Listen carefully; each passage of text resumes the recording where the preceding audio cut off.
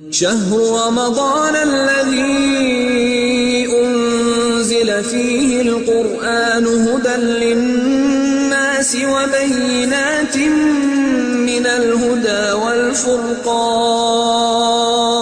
شهر رمضان الذي أنزل فيه القرآن هدى للناس. رمضان کے کو گزارا کیسے جائے، پروگرامز کیا ہوں اس میں، یعنی آپ کا اتنا بہترین مہینہ ہے، آپ چھٹیاں کبھی اپنے جو وہ کرتی ہیں، پروگرامنگ کرتی ہیں کہ بھئی فلاں جگہ جائیں گے، فلاں تاریخ کو وہاں جائیں گے، اس کے بعد وہاں جائیں گے، اس کے بعد وہاں جائیں گے، اتنے دن یہاں رہیں گے، وہاں یہ کریں گے، پورا ایک پروگرام ہوتا ہے نا.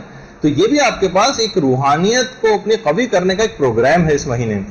اس کو کیسے گزاریں، اس میں چند چیزوں کا آپ کو ایسی پروگرامنگ کرنی پڑے گی. پہلی تو چیز یہ کہ مستحب کاموں کی تلاش کریں، سوچیں کہ آپ نیکیاں ہم کون کون سی کریں، ایک لسٹ بنا کے رکھیں، کاپی ایک مینٹین کریں کہ اچھا مجھے یہ کرنا ہے، اتنی تلاوت کرنی ہے، اتنی فلاں چیز کرنی ہے، اتنے غریبوں کی امداد کرنی ہے، اتنے پیسے صدقے میں دینے ہیں، فلاں چیز کرنی ہے، یہ کتاب ہے میں فلاں کو گفٹ میں دوں گی، یہ اس طرح سے کروں گی. پورے آپ دیکھیں گے کاپیاں بھرتی چلی جائیں گی اور آپ دیکھیں گے ارے بہت مزہ آپ کو آئے گا کہ واقعی نیکیوں کی اس طرح سے، جس طرح تھنگس ٹو ڈو اور وہ سب کو جو آپ پورے چارٹ بناتی ہیں کہ آج کے دن مجھے کیا کرنا ہے کیا کرنا ہے، اس طرح کی پروگرامنگ آپ اپنی کریں.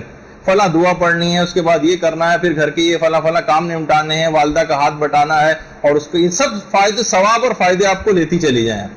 یعنی مستحب کاموں کی تلاش، اتنا وقت نہیں ورنہ میں اس کی بھی پوری ایک فہرست آپ کے سامنے بیان کرتا، لیکن یہ کہ آپ خود تلاش کریں گے کون سے کام ایسے ہیں. ایسا نہ ہو کہ وہ 2 3 4 کے بعد آپ کی انگلیاں جو ہیں اس جگہ پہ رک جائیں گے، وہ 3 4 ہو گئے بس کافی ہے، اس میں اس سے زیادہ کہاں تلاش کریں. جیسے ہمارے استاد محترم بھی اپنے اس میں کہتے ہیں نا کہ جب ہم میدان عرفات میں کہتے ہیں ان سے، یا مثلا 15 شعبان کی رات کو یا شب قدر میں کہتے ہیں کہ انسان اپنے گناہوں کو شمار کرے، تو کہہ رہے ہیں اکثر افراد کی انگلی ایک پر ہی اٹک کے رہ جاتی، سمجھ میں نہیں آتا کون سے گناہ کی بات ہو رہی، یعنی اپنا گناہ بھی کوئی یاد نہیں آ رہا ہوتا. میدان عرفات میں کہا جاتا ہے کہ پروردگار کی 10 نعمتوں کو شمار کرے، تو لوگ انگلی پکڑ کے بیٹھے ہوتے، سمجھ میں نہیں آتا کہ کون سی نعمت کو شمار کرے. تو ایسا دماغ بعض اوقات معاف ہو جاتا ہے. تو مستحب کاموں کی تلاش، آپ باقاعدہ ایک لسٹ بنائیں. ابھی آپ کے پاس 1 آدھ روز اور ہے، بس یہ ہو گیا کہ حالات کی وجہ سے یہ 1 ہفتہ ڈیلے ہو گئی کلاس، ورنہ پچھلی دفعہ ہی بات بیان ہو جاتی تو آپ کے پاس اور وقت آ جاتا. بہرحال مستحب کاموں کی تلاش کریں. پھر دوسری یہ کہ دروس کے اگر کوئی پروگرام کسی جگہ پہ ہو رہے ہوں تو اس میں آپ شریک ہوں، اور اگر کسی جگہ نہیں ہو رہے تو اپنے علاقے میں، اپنے گھر میں بھی آپ بہت سی چیزیں شروع کر سکتی ہیں. اپنے گھر میں ایک ہفتے ایک کے گھر میں ہو جائے، دوسرے ہفتے دوسرے گھر میں ہو جائے، اسی طریقے سے ہی جو ہے دین کا کام آگے بڑھتا ہے. بس گھر میں صرف افطاریاں پکتی رہیں اور سحریاں پکتی رہیں، اور ٹی وی اور وہ بھی یہی فریضہ انجام دے رہا ہے، جتنے باہر بورڈ لگے ہوئے ہیں صرف اور صرف کھانوں ہی کو پروجیکٹ کر رہے ہیں، گویا صرف رمضان صرف تھوڑی سی دیر رکنے کا اور اس کے بعد فقط کھانے پینے کا نام. میں کتاب بھی ایک دفعہ خرید کے لے کر آیا تھا، ایک عام مسلمانوں کے بک اسٹال وہاں پہ تھی، اکابر کا رمضان.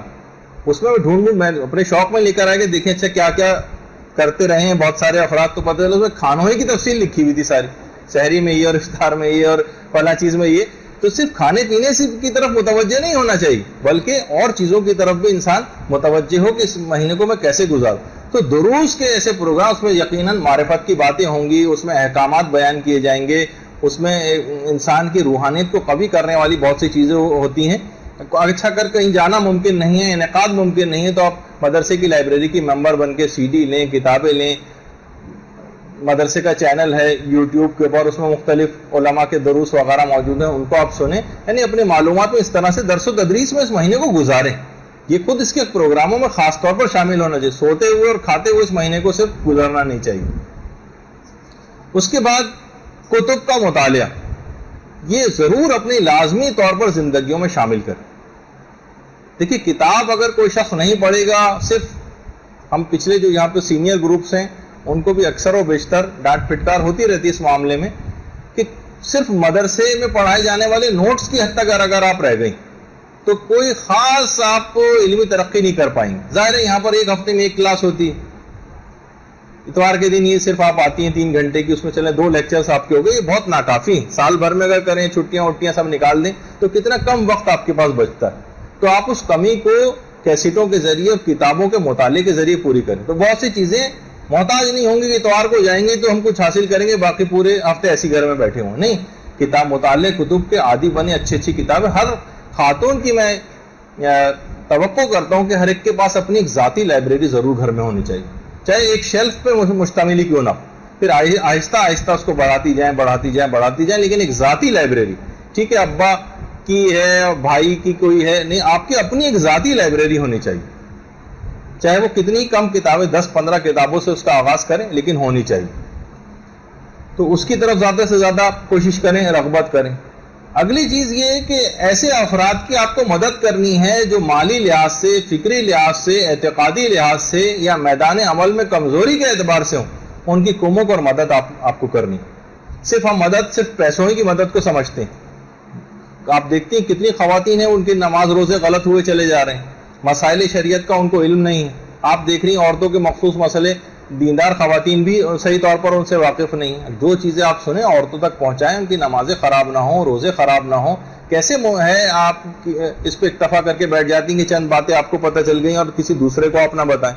اس ماہ مبارک میں کمزوروں کی مدد، کمک، چاہے وہ عقائد کے اعتبار سے کمزور ہوں ان کی مدد کریں، عمل کے اعتبار سے کمزور ہوں ان کی مدد کریں، فقہی اعتبار سے کمزور ہوں ان کی مدد کریں. بہت ساری چیزوں کے اندر مالی لحاظ سے ان کی بھی کریں. لیکن صرف ہمارے یہاں مدد کرنے کا مفہوم فقط اور فقط پیسے کے اعتبار سے ہی ہو جاتا ہے. وہ تو آج آپ کو 10 کروڑ روپے بھی دے دیے جائیں تو ایک گھنٹے میں اتنے مستحقین ہوں گے کہ اگلے گھنٹے میں پھر 10 کروڑ کی ضرورت آپ کو پیش آئے گی. وہ پروردگار عالم ہی سب کی ضرورتوں کو پورا کرنے والا ہے کتنا بھی. لیکن جتنی ہمارے اندر اپنی حیثیت ہے، چاہے وہ مال کے اعتبار سے ہو، چاہے وہ علم کے اعتبار سے ہو، اپنے ریسورسز کو استعمال کرنے کے اعتبار سے ہو.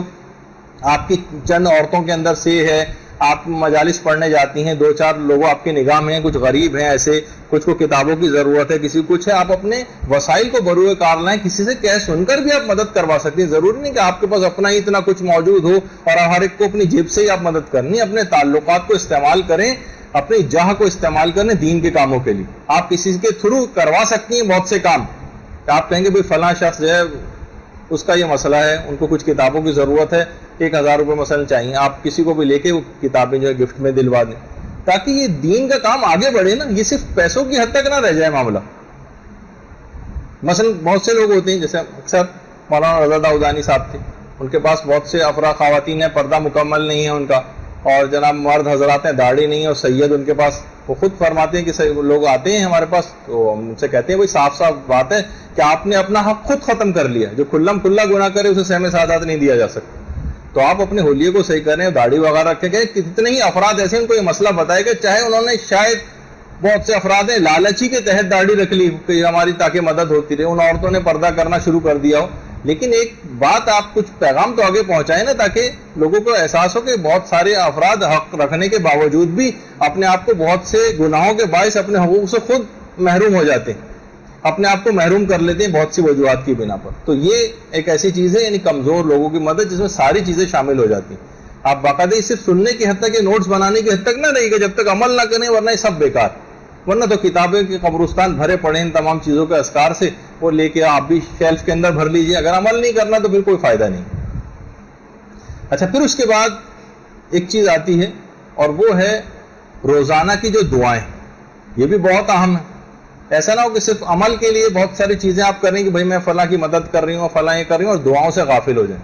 نہیں، ہر شخص کی روحانیت کی ایک نیڈ بھی ہوتی، وہ دعاؤں اذکار اس سے اس کی نیڈ پوری ہوتی. تو اس میں افراط و تفریط کا شکار نہیں ہونا چاہیے کہ اگر ایک کام کر رہے ہیں تو دوسرے کام سے بالکل پہلو تہی کر لیں گے، ہم وہ کام کرتے رہیں، غریبوں کی مدد کرتے رہیں، اور لیکن دعائیں نہیں پڑھیں. دعائیں بھی پڑھنا ضروری ہیں، دعائیں بھی پڑھنا ضروری ہیں.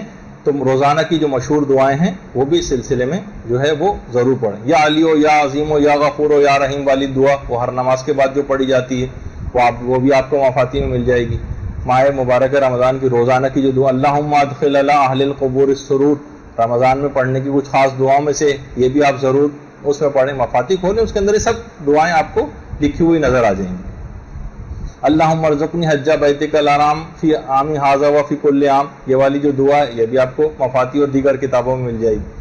تو کچھ ایسی چیزیں ہیں کہ آپ لازمی ان دعاؤں کو روزانہ پڑھنے کی جو ہے عادت ڈالیں. تلاوت قرآن ہے، یہ آپ اس کا انشاءاللہ جب شب قدر کی گفتگو آئے گی اس میں ہم اس کے بہت سارے اسرار و رموز جو علماء نے بتائے ہیں وہ آپ کی خدمت میں بیان کریں گے کہ تلاوت قرآن جو اس مہینے کی بہار ہے اس میں اس سے بالکل بھی غافل نہ ہو. اور اس کے اندر بھی اس بات کی تفصیل آئے گی کہ بہت سو میں تو متعلق یہ بات کہی جاتی ہے کہ لوگ کہتے بھی ہیں اور بات صحیح بھی ہے کہ قرآن کو سمجھ کے پڑھنا چاہیے. وہ کہتے ہیں اگر ہم سمجھ کے پڑھیں گے تو چند آیات سے زیادہ ہم روزانہ نہیں پڑھ سکیں گے. تو کیا بہتر ہے؟ تلاوت تیزی سے کرتے ہوئے چلے جائیں وہ بہتر ہے، یا مثلا چند آیتوں کو تدبر سے یا تفکر کے ساتھ پڑھ لیں؟ تو اکثر علماء کا یہ کہنا ہے کہ ماہ رمضان میں قرآن کو ختم کرنے کا اور تلاوت کو کرتے ہوئے جانے کا اس کی ایک الگ سے بھی تاکید آئی.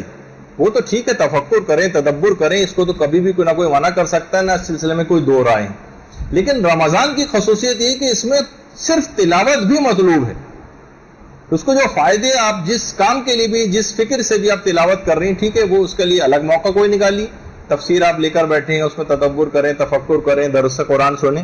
لیکن خود قرآن کو ختم کرنا اور فقط تلاوت بھی مطلوب ہے، چاہے آپ کو کچھ سمجھ بھی نہ آئے. یہ خود رمضان کی الگ سے خصوصیت ہے کہ اس میں جتنی زیادہ ہو سکے تلاوت کریں، چاہے اتنی زیادہ تفکر کے ساتھ ہم نہ بھی کر سکیں. یہ صرف رمضان کے حوالے سے میں آپ کی خدمت میں بات بیان کر رہا ہوں. ایران میں ہم دیکھتے ہیں بہت سی چیزیں جو اچھی دیکھیں اس قوم میں، جو نکال کے جب بھی پیش کرتے ہیں، یہاں پہ بھی ہمیں نظر آئے تو ہم آپ کی بھی تصویر اس میں لگا کے پیش کریں کہ ووٹ دینے کے لیے لائن لگی ہوئی ہے خواتین کی. تو یہ فالتو وقت یہاں پہ بھی کیوں ضائع کیا جائے؟ تلاوت قرآن، ہاتھ میں قرآن لے کے اس لائن میں لگ کے بھی تلاوت ہو سکتی. ہم دیکھتے ہیں کتنے افراد ہیں اور ممالک میں ایئرپورٹس پہ آپ دیکھیں جہاں پڑھنے لکھنے کا کچھ رجحان ہے، لوگ وہاں ایئرپورٹس پہ فارغ اوقات میں بجائے کہ یہاں ایک دوسرے کو بیٹھے دیکھتے رہیں. ہمارے ایئرپورٹ پہ جائیے، ہر آدمی دوسرے کو بیٹھ کے دیکھ رہا ہوتا ہے. صرف وہاں پہ آپ جائیں، ہر آدمی کے ہاتھ میں تقریباً کتاب ہوتی ہے. یعنی جو غیر مسلم معاشرے ہیں ان کی بات کر رہا ہوں، وہ ایک دوسرے کو بیٹھے صرف تجسس کی نگاہ سے دیکھ نہیں رہے ہوتے یا نظر بازی کرنے میں مشغول نہیں ہوتے. وہ ٹھیک ہے اور گناہوں کے اندر مشغول ہیں، وہ اپنی جگہ پر ہے، لیکن وقت کو ضائع کرنے کے اعتبار سے ویٹنگ لاؤنج ہے، ڈاکٹر کے پاس گئے ہیں، انتظار کر رہے ہیں، کوئی اپنی کتاب ساتھ لے جائیں، وہاں پڑھنا شروع کر دیں. بس میں بیٹھ کے ادھر سے ادھر آ رہے ہیں، اسکول کالج یونیورسٹی کے پوائنٹ میں آپ بیٹھ کر آ رہی ہیں، گھنٹہ بھر اس کے اندر لگ جاتا ہے. اس کو کیوں وقت ضائع کر رہے ہیں؟ اس میں تلاوت قرآن کریں، کوئی اپنی اور کتاب اٹھا لیں. اس کو وقت کو، یہ خود ٹائم مینجمنٹ کا ایک حصہ ہے. تو بہرحال یہ سب چیزیں ایسی ہیں کہ دعاؤں کے اندر بھی اپنے آپ کو جو ہے سلسلے میں لگانا ہے. خدا سے راز و نیاز بھی اس مہینے میں جو ہے وہ کرنے ہیں، اس کی راتوں میں اور دنوں میں. تو یہ تمام چیزیں ایسی ہیں کہ دعائیں اور یہ سب کچھ مفاتیح الجنان اٹھائیں، اس کے اندر مشغول ہوں. واقعی یہ مہینہ مکمل ثواب اور فائدوں کو اٹھانے کا مہینہ ہے. تو یہ ہے. اور اس مہینے میں خاص طور پر صدقہ دینے کی بھی بڑی تاکید ہے. اس میں مختلف اوقات میں صدقہ، بہت سی خواتین کے متعلق میرے علم میں بات آتی ہے کہ انہوں نے گھر میں بس ہر وقت، ہر تھوڑی دیر بعد، گھنٹے بھر بعد انہوں نے بہت ساری ریزگاری بھی جمع کر کے رکھے ہوئی ہے. ہر تھوڑی دیر جب بھی گزر رہی ہیں وہاں سے نکالا انہوں نے، اسے ریزگاری اٹھائی اور صدقے کے باکس میں ڈال دی، جو پہلے سے اجازت یافتہ ہے. ایسا باکس ہے جو کہ حاکم شرع سے جو صدقے کے مسئلے میں نے اس سے پہلے بیان کیے تھے، یا کسی غریب سے اجازت لی ہوئی ہے کہ اس کو جمع کر کے ایک ساتھ دے دیا جائے گا. تو ہر موقع، ہر لمحے، آتے جاتے ہر وقت صدقات کہا جاتا ہے نا روایتوں میں کہ انسان قیامت کے میدان میں اپنے صدقات کی چھاؤں میں ہوگا. یعنی جتنے زیادہ اتنے صدقات دیے ہوں گے، اپنی زندگی کو لگائی، چاہے روزگاری جمع کر کے بار دن میں، ورنہ ہوتا نا کہ دن میں صبح میں ایک دفعہ دے دی، ایک دفعہ رات میں دے دی، نہیں، کئی دفعہ بھی دینے کی. نیکیوں میں کیا پریشانی ہے کہ اس کو متعدد بار نہیں انجام دیا جا سکتا. جتنی دفعہ ہو سکے آپ کوشش کریں کہ صدقات وغیرہ بھی اس انداز سے آپ دیتی رہیں. 70 بلائیں ہر دفعہ دور ہو جاتی ہیں، تو بار بار دینے سے جتنی دفعہ دیتی جائیں گی اتنی 70 بلائیں دور ہوتی چلی جائیں گی. اور پیغمبر اسلام کی جو احادیث میں سے بھی ہے، اللہم صلی علی محمد،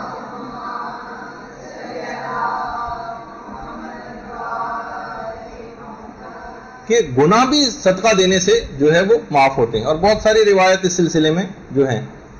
اور ہمارے 8ویں امام موسیٰ قاسم علیہ السلام کے متعلق فرماتے ہیں، اللہم صلی علی محمد وعلی محمد،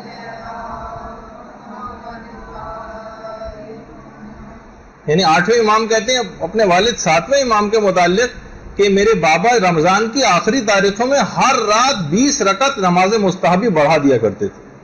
ہر رات 20 رکعت، آخری راتوں میں ہر رات میں 20 رکعتیں مستحبی بڑھا دیتے تھے. ہم جیسے جیسے دن قریب آتے جاتے ہیں ویسے ویسے نمازوں کو کم کرتے چلے جاتے ہیں، لیکن وہ بڑھا دیا کرتے تھے.